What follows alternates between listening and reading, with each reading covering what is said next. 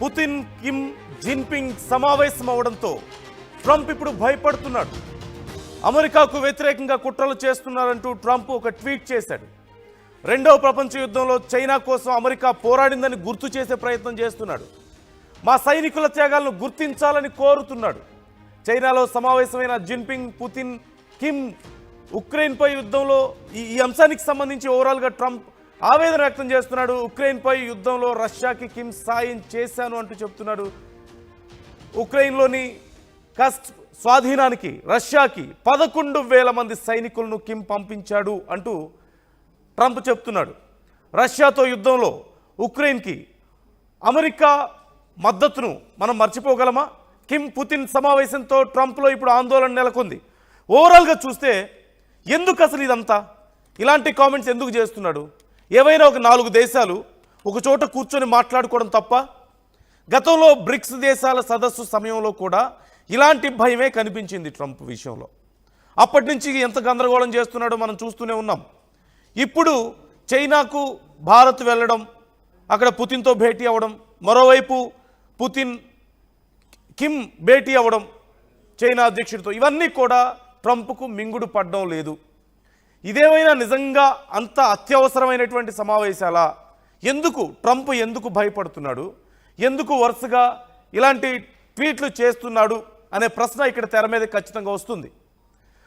దానికి ఏం కారణం ఉంది అనే ప్రశ్న మనం వేసుకుంటే ఒకటే కారణం కనిపిస్తోంది: ఇన్సెక్యూరిటీ.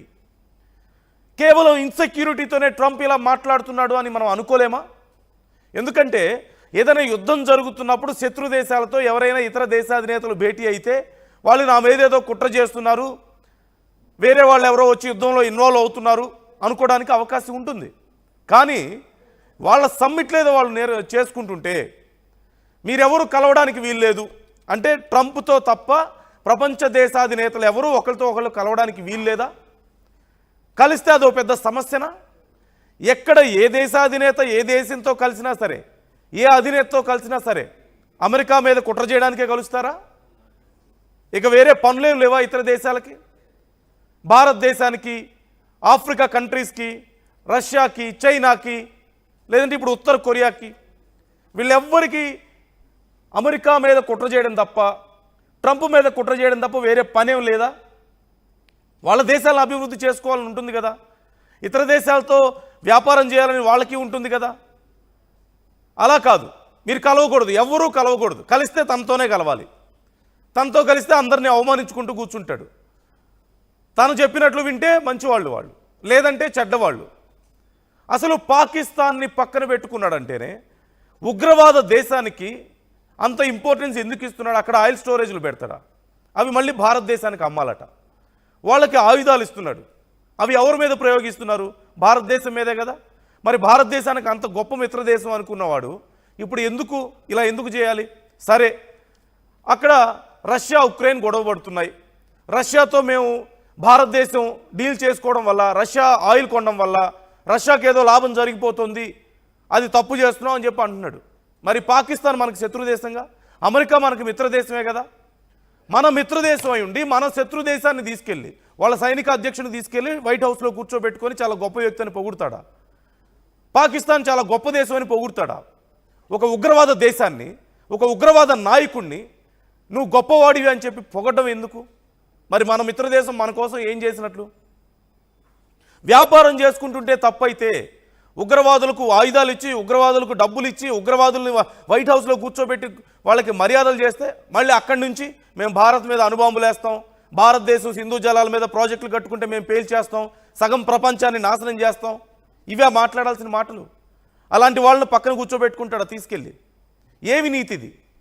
ఇంకా ప్రపంచంలో ఏ దేశాలు సుఖంగా ఉండకూడదు, ప్రపంచంలో ఏ దేశాలు వ్యాపారం చేసుకోకూడదు, వ్యాపారం చేసుకుంటే అమెరికాతోనే చేయాలి, అమెరికా ఎక్కువ టారిఫ్లు వేస్తే అవి భరించాలి, నోరు మూసుకొని ఉండాలి, లేదంటే మిగతా వాళ్ళందరూ చెడ్డవాళ్ళు. గతంలో ఎన్ని దేశాలను అమెరికా ఇలాంటి ఒక ఆధిపత్య ధోరణితో నాశనం చేసిందో మనకు తెలియదా? యుగాండా పరిస్థితి ఏంటి ఇప్పుడు? లేదంటే సిరియా పరిస్థితి ఎలా ఉంది ఇప్పుడు? మనం చూస్తున్నాం ఎన్నో దేశాలను. గడాఫీని ఏం చేశారు? ఇలా ఎన్నో దేశాల్లో ఆయా దేశాల్లో మేమేదో వాళ్ళు ఇన్వాల్వ్ అయిపోయి ఏ దేశం వాళ్ళ మాట వినకపోతే వాళ్ళు శత్రు దేశంగా భావించేసి వాళ్ళు కుట్రలు చేస్తున్నారండి భావించేసి సద్దాం హుస్సేన్ ఏం చేశారు? సద్దాం హుస్సేన్ మీద కుట్ర చేసి ఆయన లేకుండా చేసిన తర్వాత ఆ దేశం పరిస్థితి ఏంటి? సిరియా ఏమైపోయింది తర్వాత మనం చూసాం. గడాఫీని ఏం చేశారో మనం చూసాం. తర్వాత లిబియా పరిస్థితి ఏంటో మనం చూసాం. ఆ తర్వాత ఆఫ్ఘనిస్తాన్ విషయంలో కూడా అలాగే జరిగింది. ఆఫ్ఘనిస్తాన్ని మేము కాపాడుతాం అని చెప్పేసి అక్కడికి ట్రూప్స్ని పంపించేసి వాళ్ళ మీద ఫైట్ చేస్తున్నామని చెప్పేసి తర్వాత ఒక టైం తర్వాత వాపస్ చేసుకున్నారు. ఇప్పుడు ఏమైంది? ఆఫ్ఘనిస్తాన్లో ఎవరు రాజ్యం వెళ్తున్నారు? ఇలా ఏ దేశంలో అయినా సరే అమెరికా వెళ్ళి వేలు పెట్టడం, వాళ్ళ దగ్గర ఉన్నవన్నీ దోచుకోవడం, చివరికి వాళ్ళని ఎటు కాకుండా చేయడం, నాశనం చేయడం. భారతదేశానికి మిత్రదేశం కదా. భారతదేశం అమెరికాకి ఏం నష్టం చేసింది? ఇక్కడి నుంచి నాలెడ్జ్ అంతా అక్కడికి పంపిస్తుంది. అక్కడికి వెళ్ళి వ్యాపారాలు చేసి భారతీయులందరూ ట్యాక్సులు పెద్ద ఎత్తున ట్యాక్సులు కడుతున్నారు. స్కిల్డ్ లేబర్ కూడా చాలా చీప్గా అమెరికాకు వెళ్ళి పనిచేసి అక్కడ అమెరికన్స్కి అక్కడ కంపెనీలు ఉద్యోగాలు ఇవ్వకుండా భారతీయులకు ఇస్తున్నారంటే ప్రత్యేకంగా ఏమైనా ప్రేమ ఉందా భారతీయుల మీద?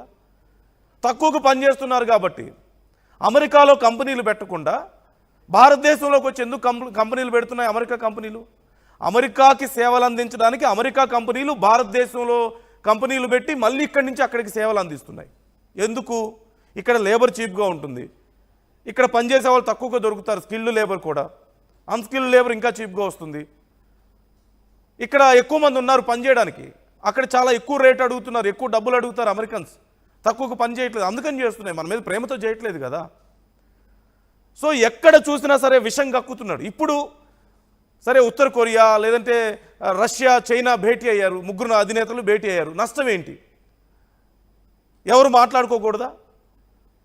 గతంలో బ్రిక్స్ దేశాలు సదస్సు జరిగింది. అప్పుడు ఏమి నష్టం జరిగింది? ఎక్కడైనా ఏ దేశమైనా వచ్చి అమెరికా మీద అది చేద్దాం ఇది చేద్దాం అని మాట్లాడలేదు కదా. వాళ్ళ పనేదో వాళ్ళు చూసుకుంటుంటే మీరు మా ఇన్సెక్యూరిటీ, ఎవరైనా ఇద్దరు దూరంగా మాట్లాడుకుంటుంటే అమ్మో వాళ్ళిద్దరు నా గురించే మాట్లాడుకుంటున్నారు, ఎవరైనా నవ్వితే వాళ్ళు నా గురించే నవ్వారు, ఎవరైనా ఇంకేదైనా పని చేస్తే అది వాళ్ళు నా గురించే చేశారు. వాళ్ళు బాంబు తయారు చేసుకున్న అమెరికా గురించి తయారు చేసినట్టే, లేదంటే వాళ్ళు బిజినెస్ చేసి బాగుపడ్డా సరే రేపు అమెరికాని డామినేట్ చేస్తారేమో. ఇంకెన్ని రోజులు భరించాలి ప్రపంచ దేశాలు అమెరికా ఈ ఆధిపత్యాన్ని?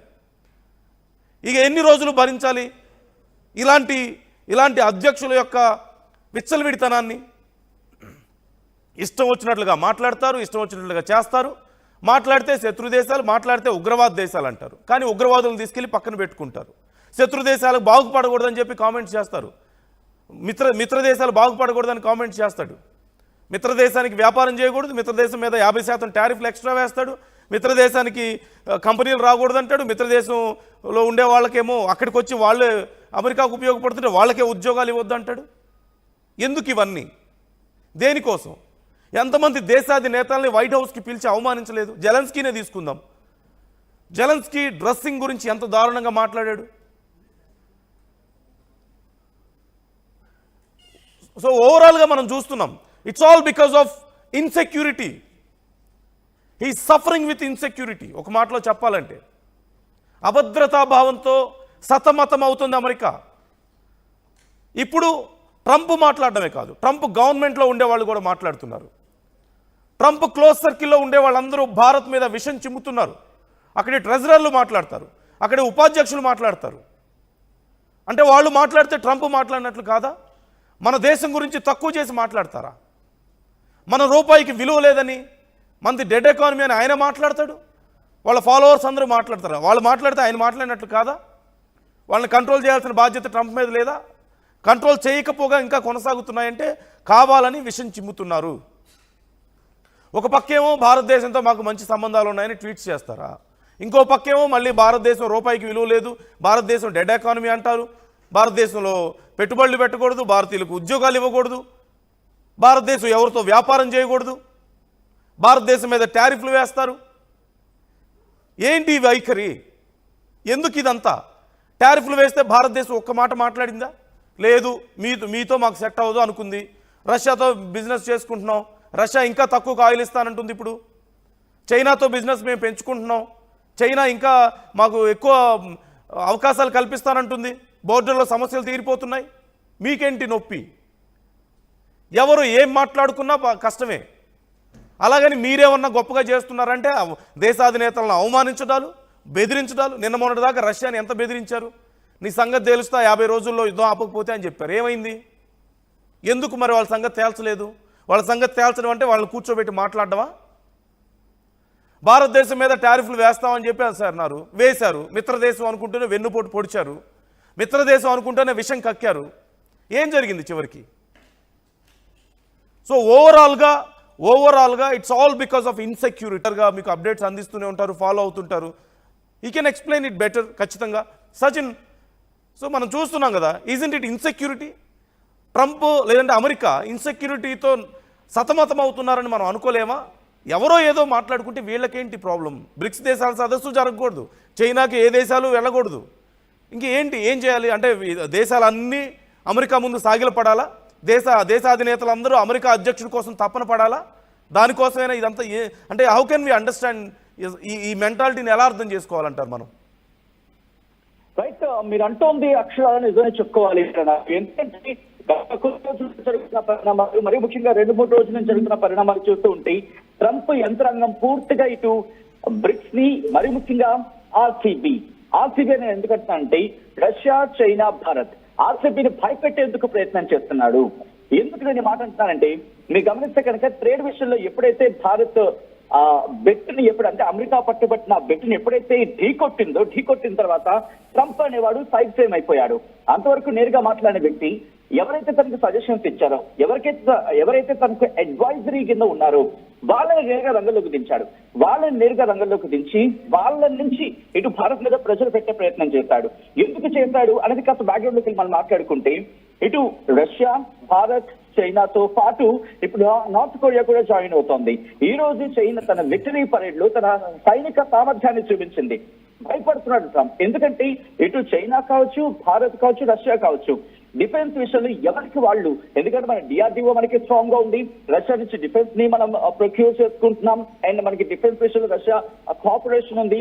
దాంతో పాటు చైనాకి సంబంధించి ఇంతవరకు చైనా, పాకిస్తాన్ ఈ రిలేషన్ గురించి మాట్లాడుకున్నాం. బట్ టెక్నాలజీ విషయంలో వచ్చినప్పుడు, ఎందుకంటే గత కొద్ది రోజుల క్రితం జరిగిన పర్యటన గురించి మాట్లాడుకున్న సందర్భంలో భారత్ పర్యటన కూడా టెక్నాలజీ విషయంలో కూడా మనకి కాస్త యాడెడ్ టెక్నాలజీ ఉంటే కనుక ఇటు ఏషియాకి కూడా యురేషియా అంటున్నారు, టర్మినాలజీ అనుకోవాలి. యురేషియాకి సంబంధించి మాట్లాడుకుంటున్న పరిస్థితి ఇక్కడ అనే చెప్పుకోవచ్చు. నందు, ఇప్పుడు ట్రంప్ వాడు ఎందుకు భయపడుతున్నాడు అంశానికి సంబంధించి 2-3 మాట్లాడుకునే ప్రయత్నం చేద్దాం. ముందుగా ఎప్పుడైతే టారిఫ్ విషయానికి వచ్చినప్పుడు టాప్ 10 కంట్రీస్ లో 10th ప్లేస్ లో ఉంది భారత్.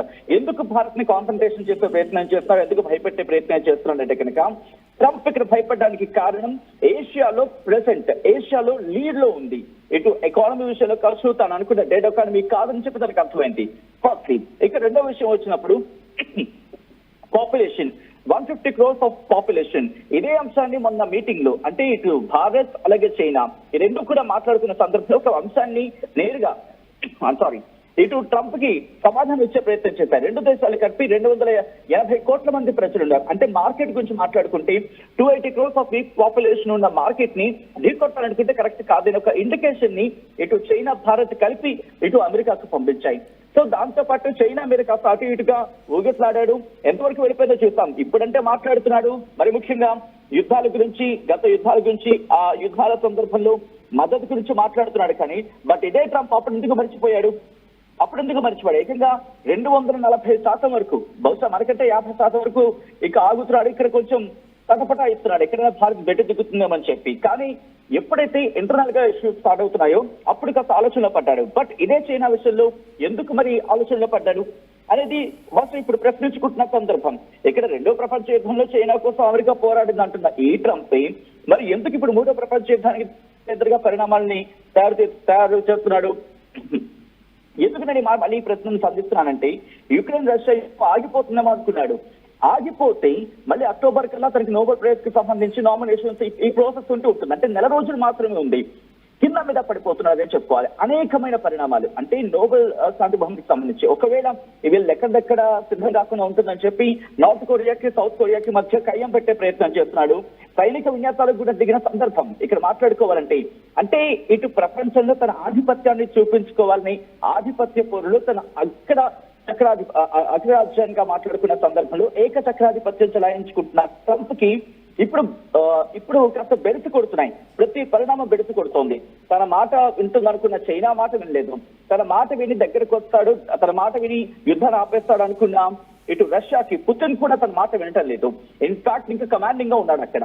ఇటు భారత విషయానికి కాదు కూడదనుకొని భారత్ కి సంబంధించి నా మిత్ర దేశంగానే ఉంది అండ్ నేనంటే మాట వింటుంది, ట్రేడ్ డెఫిసిట్ ఉంది, ట్రేడ్ విషయంలో కూడా ఎక్కువగా ఉంది అనుకున్నప్పుడు బట్ ఇక్కడ ఐ జస్ట్ సే ఒక్క మాట మాత్రం నేను చెప్పాలి. I just want to say that ఇక్కడ ట్రేడ్ డెఫిసిట్ మాట్లాడుకునే సందర్భంలో మనకన్నా అమెరికానే ఎక్కువ లాభపడుతోంది. ఇది నేనంటున్న మాట కాదు నందు, ఎందుకంటే ఐ జస్ట్ టెల్ యూ ఎవరంటున్న మాట కూడా ఒక థింక్ ట్యాంక్, మరి ముఖ్యంగా దీనికి సంబంధించి గ్లోబల్ ట్రేడ్ రీసెర్చ్ ఇనిషియేటివ్ అనే ఒక థింక్ ట్యాంక్ చెబుతున్న మాట. ఏమంటాడు ట్రంప్, మా ఈ ట్రేడ్ వల్ల అంటే యుఎస్ ఇండియా అమెరికా భారత్ మధ్య ట్రేడ్ వల్ల ఎక్కువ బాగుపడుతోంది భారత్ అని చెప్తున్నాడు. కాదు, ఇక్కడ బాగుపడుతోంది అమెరికానే అనేది దాని వెర్షన్.